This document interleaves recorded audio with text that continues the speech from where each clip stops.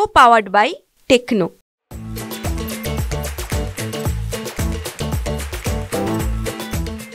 हवामान विभागाचा अंदाज खरा ठरवत वरुण राजानं कालपासून परभणी शहरासह जिल्ह्याभरात हजेरी लावलेली आपल्याला पाहायला मिळते। खरं तर मागच्या आठवड्यात मागच्या 15 दिवसापूर्वी परभणी शहरासह जिल्ह्याभरामध्ये मोठ्या प्रमाणावर अतिवृष्टी झाली होती। 52 मंडळांपैकी तब्बल 50 महसूल मंडळात या ठिकाणी जोरदार पाऊस झाला होता आणि त्यामुळे या पावसाचा परिणाम शेती पिकांवरती पडल्याचं आपल्याला पाहायला मिळते।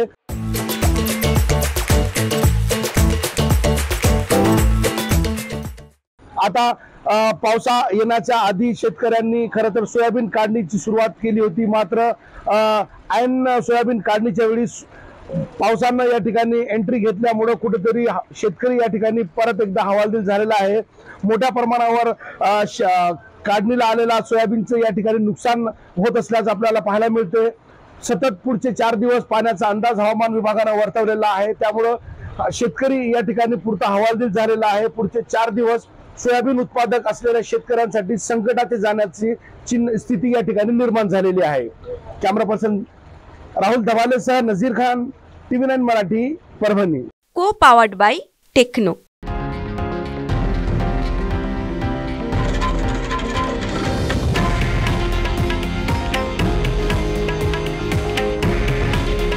हे आहे देशातील नंबर 1 न्यूज नेटवर्क आणि आपण पाहत आहात TV9 मराठी।